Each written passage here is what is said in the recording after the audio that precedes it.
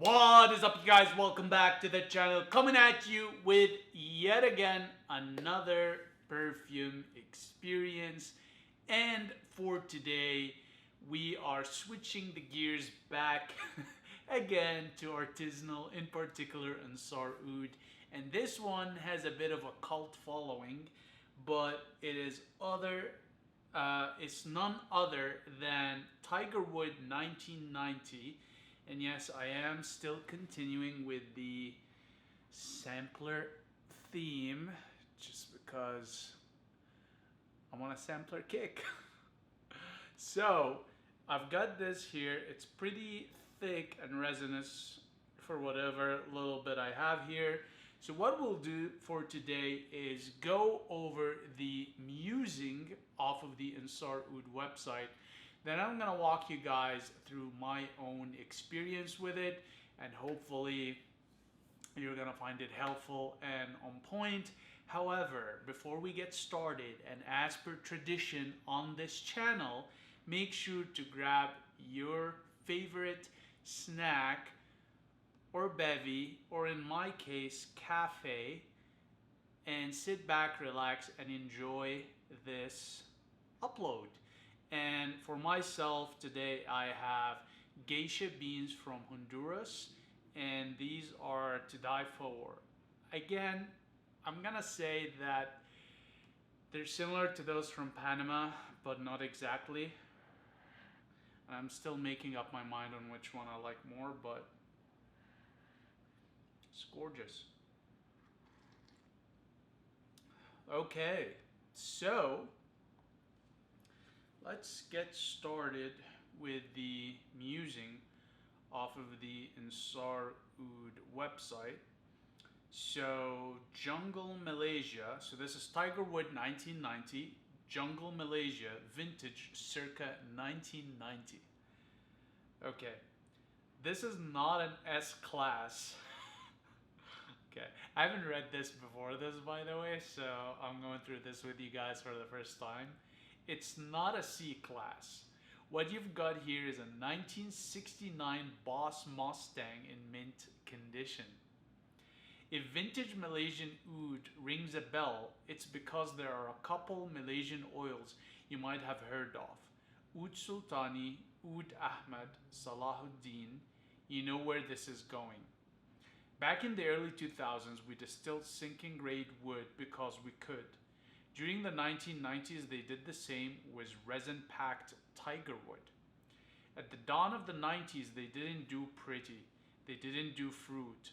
What you got back then was no-nonsense oud, unfractionated to capture the holistic beauty of black striped wild tigerwood that would today demand a couple thousand per bottle just to distill. I remember the biggest agarwood tycoon in Southeast Asia giving a sigh when he recalled the tons upon tons of precious Malaysian tigerwood that he and his brother ground up into dust and put into the boilers. Looking back now, what we did was crazy, but who could have known what that kind of wood could go for today? What would sell today for no less than 2,000 to 5,000 per kilogram they dumped into the grinders and boiled into oil. Back then, the oil was expensive, he sighed, but not the wood. What is tigerwood anyway, and what does this oldie smell like? First of all, this is not the tigerwood that refers to the trees found in Africa. We're talking agarwood here, not the stuff you make floors and ceilings with. In the oud world, tigerwood is called exactly that because of the way it looks. Resin-rich veins run along like tiger stripes. Tigerwood comes in various grades, currently selling for up to 5,000 per kilogram. Where quality tigerwood especially is sought after in the carving market, authentic bangles go for several thousands a piece. The same wood, Tigerwood 1990, goes for, okay, the write-up here is messed up a lot in the language, so bear with me, for 2,000 to 5,000 today. So go out tomorrow and buy the cheapest batch of tiger wood, juice up the most phenomenally yield, and for the price of Tiger Wood 1990, you won't even be able to pay off the wood. No distillation, expenses, logistics, flights, hotels, packaging, no profit for one's labor, nothing, just the wood. You should be able to see how a bottle today can easily run you $1,000 plus cost. All that without 30 years aging.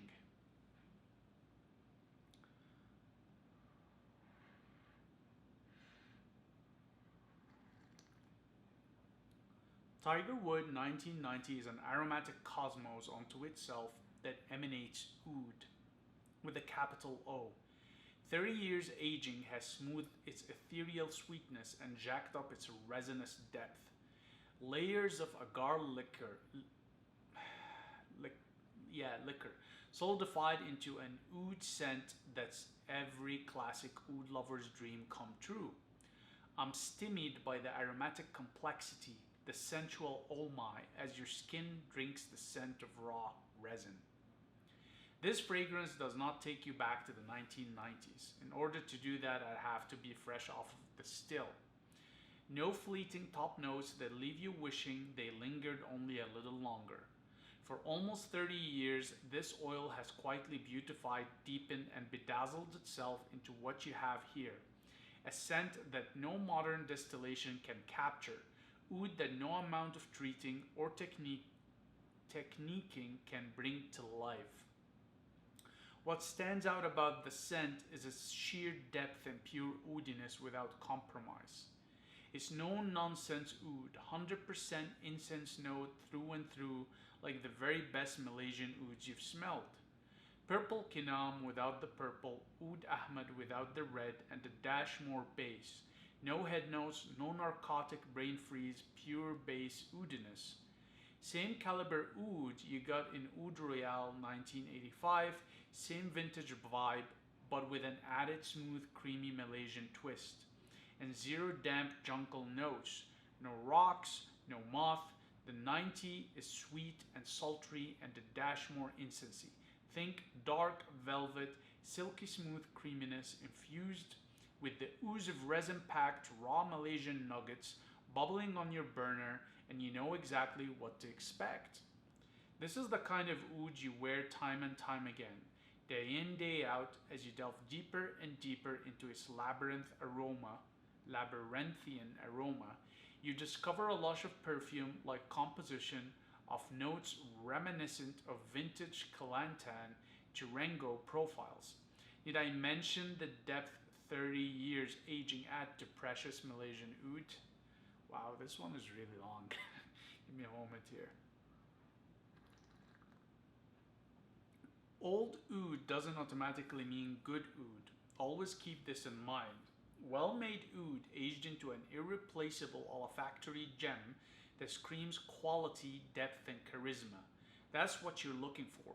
Most old ouds give you the exact opposite. Top notes that last 2 minutes, followed by a dusty, damp, moth in the closet aroma that goes nowhere. That's most old ouds for you. Why? Because they were either just poorly made oils from low-grade agar wood to begin with, or they've been aged badly and have oxidized, losing any verve they might have had in their youth. Tiger Wood 1990 is not just old oud, it was stellar oil to begin with, perfectly aged to make it even better. Not the least notable feature of Tiger Wood 1990 is the very air and water and pots it was distilled in. If you're an agarwood craftsman, you know full well that the scent in your little bottle doesn't come from resin inside a tree. It is the scent that you breathe in the air and taste in the food you eat or in the locality that tree is native to. That's right, the air in Kelantan smells like oud. The food tastes like it. It's the same flair that permeates an entire ecosystem that you get to infiltrate the resin of Aquilarius native to the climate, which must then be carefully distilled into the oil everyone prizes. You won't get authentic Malaysian oud if it's done in India. What you'll get instead is Indian oud. Tigerwood 1990 was distilled using the same water that flows under the ground, nourishing the roots of the mighty Aquilarius it was harvested from. It was cooked in the same climate using materials and techniques that are unique to age-old Malaysian oud distillation. As such, it is a pure classic Malaysian oud through and through, and as authentic a bottle of it as you'll ever get. My distiller is still slapping his forehead over the tons of precious tigerwood he could have been offering his Chinese clients after the boom. Instead, what he ended up with is a few bottles of oil that was neither here nor there, too expensive for the Gulf, not Chinese or Vietnamese enough for China, so it just ended up as a relic in his safe deposit box, safely stowed along a 5 kilogram Kiara log, among other curiosities. Here is oud from the start of the 90s, for the price it went for in the 90s, with oodles more oudiness than any contemporary pressing. This is oud that has been known for centuries, the scent that gave oud its name. Given what folks are selling oud for these days, you don't need to be a rocket scientist to figure out the kind of gift this is. Oh man, that was a lot. Okay, so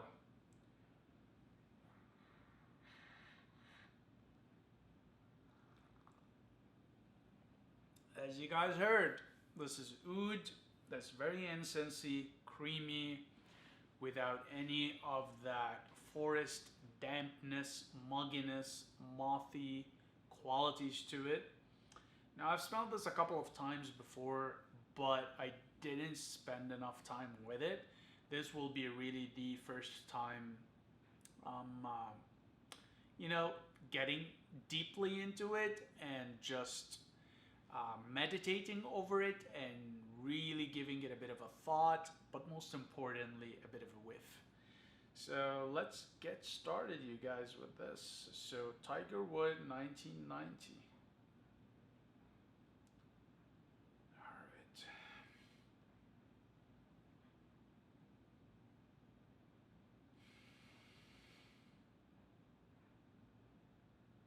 So right off of the bat, very, very strong antiseptic quality to this.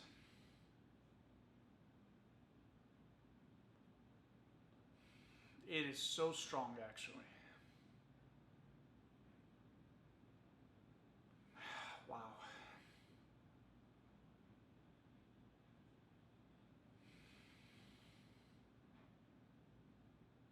It does have a slightly mentholy quality to it, but it's not too strong, to the point where it becomes heady and gives you this sort of vapor-like rush going up front to the top of your head.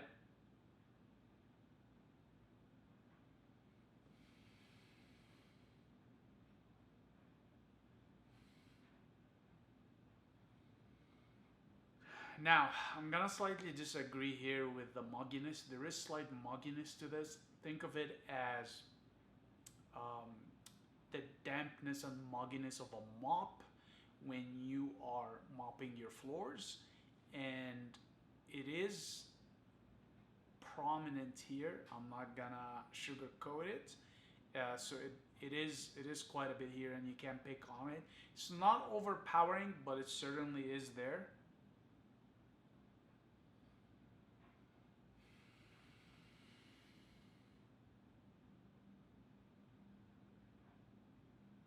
There is an incense quality to this, but it's very, very subtle. Okay, it's not a predominant note in here, so I disagree with the descriptive a bit on that. But it is there, you will pick on it, but it's not the most predominant note.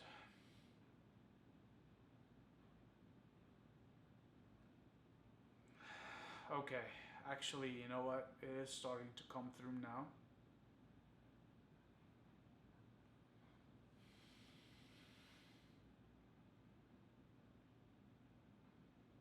It is quite resinous, you guys. So the two most prominent qualities slash facets, if you wish, here to this are how resinous it is and how antiseptic it is. It's just pretty strong here.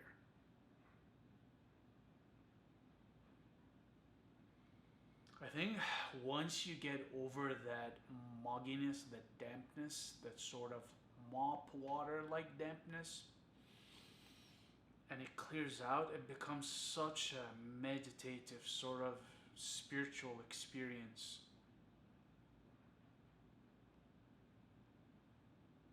There's no animalic notes whatsoever to this. There is a slight touch of humidity to this. Again, it is a function of that mugginess.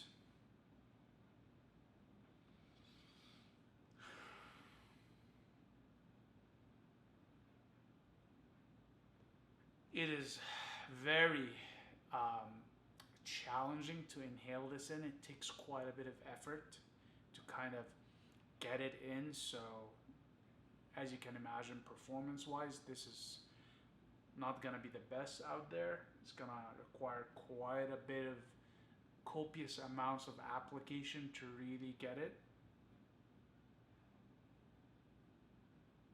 There's something else going on in here, but I don't think my nose is sophisticated enough to identify it, but my brain is trying really hard to figure it out.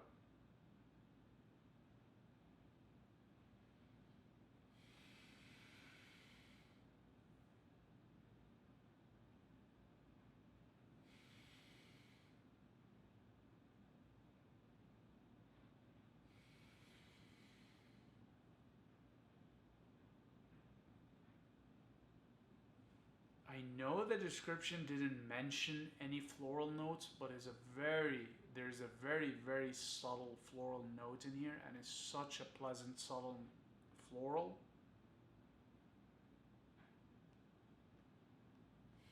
Yeah, there's something with that resinous note, a bit of floral touch there.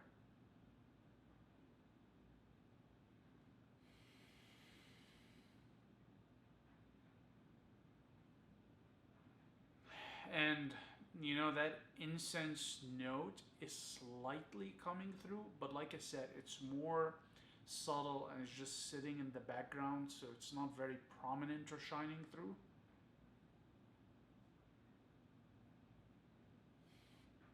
Now, the commentary did speak to tasting the environment, the food. I mean, I've had Malaysian food, in particular laksa, and I do not smell laksa in here.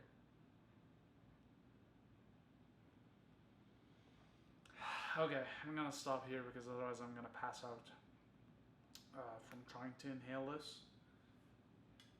So, yeah, what you can expect with this is antiseptic, resinous, incensey profile that is very, very undertoned and very subtle.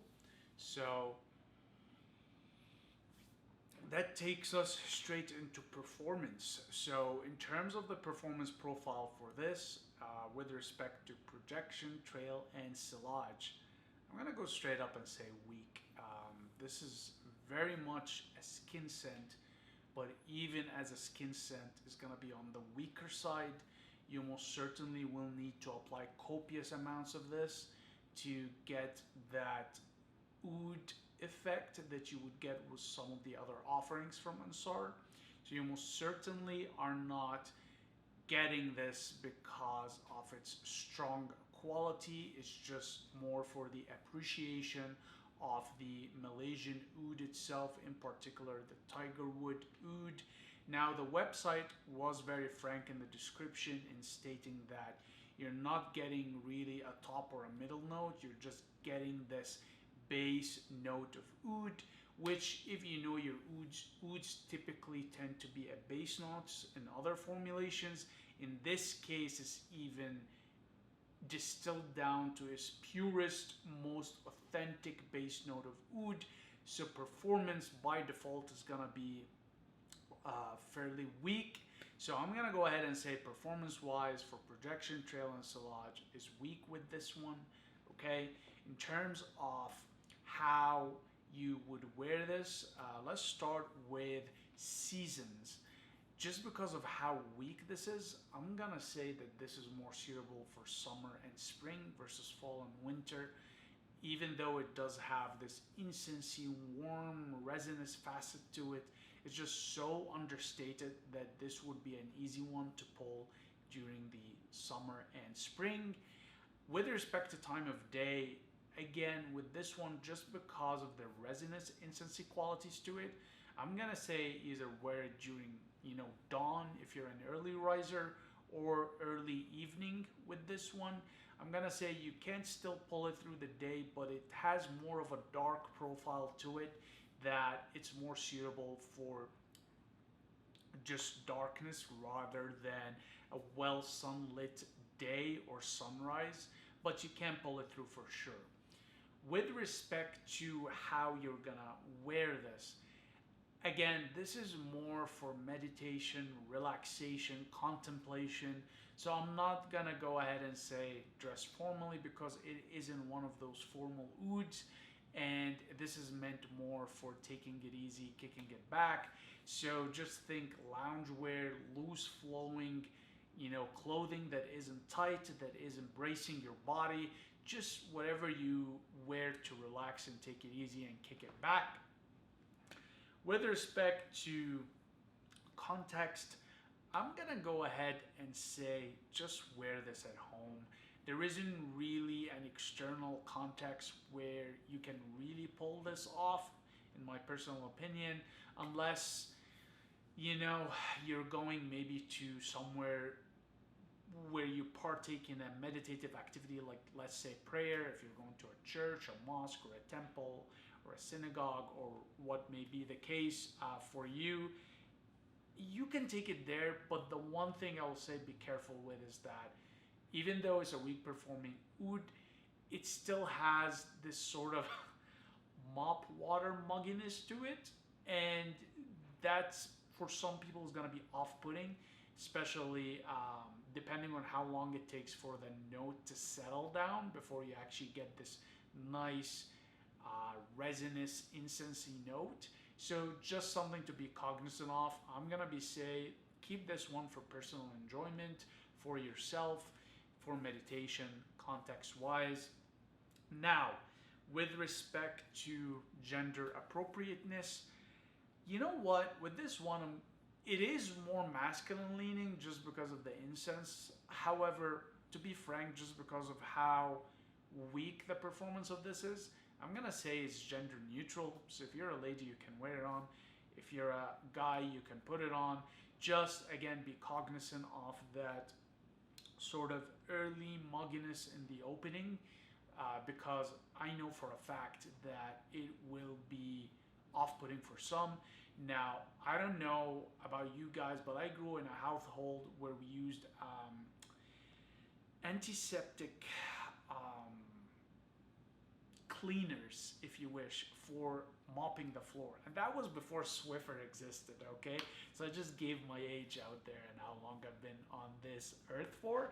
But it literally, the opening, after you get over that antiseptic note, you're getting this mop water, having mopped the floor with antiseptic liquid like Dettol, for example, which I know is pretty popular in Africa, Middle East, Asia, and even Europe.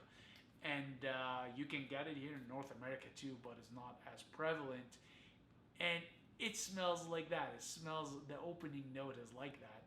And for me, it's very familiar, so it's comforting. But for someone else that's never encountered that, it's gonna capture them by surprise, right?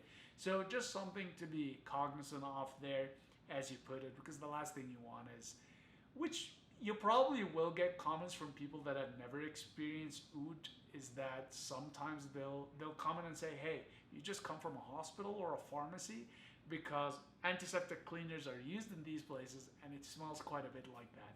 So we'll be walking around smelling like a hospital or a pharmacy. So depending on how you take it, you may like that or may not, but just something to keep in mind. The incense note is very subtle. I really like the resinous note in here, but again, it's very weak in here performance wise, so it would have been nice to kind of have it pumped up a bit. The one thing to appreciate about aging is that while aging does create new notes, it does not necessarily. Sorry, let me reiterate that. While aging does help concentrate certain notes to make them more prominent, it does not necessarily enhance the strength. And you see that, for example, with cheeses and with wines, right? Depending on the aging process, it can enhance the taste and the flavor, but not necessarily the strength. And some other aging processes or fermentation processes will do both. It will enhance the taste through concentration, but will also enhance the strength. So in this case, what the aging did for this is that it enhanced the notes concentration there, but it didn't necessarily enhance the strength of it. So take it as you wish, right? I think if you're really into your ouds, you're gonna enjoy this regardless for what it is, especially if you really want like a bassy based oud note as it comes, right? You're gonna have an appreciation for this. However, if you're into a more multifaceted oud, I'm gonna say that you most likely will be disappointed with this because this is just as raw of an oud as it comes, and yeah, it's really for those that are self-defined, self-proclaimed oud snobs, if you wish. So just keep that in mind as you get into it. But otherwise, would I recommend this for an oud snob, for an oud subject matter expert, for an oud connoisseur? Yes. I'm gonna say even for the average oud user like myself, I wouldn't recommend it. And here's why. It's not because there's anything wrong with it.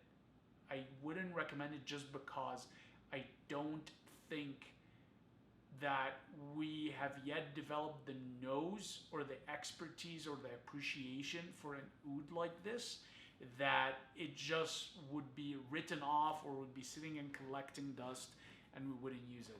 So just something to keep in mind. This is highly, highly recommended for those of you that are oud snobs, oud connoisseurs, those that have the nose and the expertise and have been around oud for a while. 100% recommend. Get your nose on it, get your wallet on it, cop it. You're going to thoroughly enjoy this deep bass note of oud. And you know what? If you go online and read the reviews for those that really appreciate the deep note of oud, the deep bass note of oud, you see nothing but positive commentary and reviews on this. So, with that said, go for it. Let me know in the comments what your experience with this has been. Again, I am not that developed of a nose as of yet, so my appreciation for something like this has yet to come. So I'll be looking forward to it down the road when I do so. In the meanwhile, I'm going to wrap it up here, you guys. And as per usual, I very much appreciate your time and attention. And I'll see you in the next one. Cheers.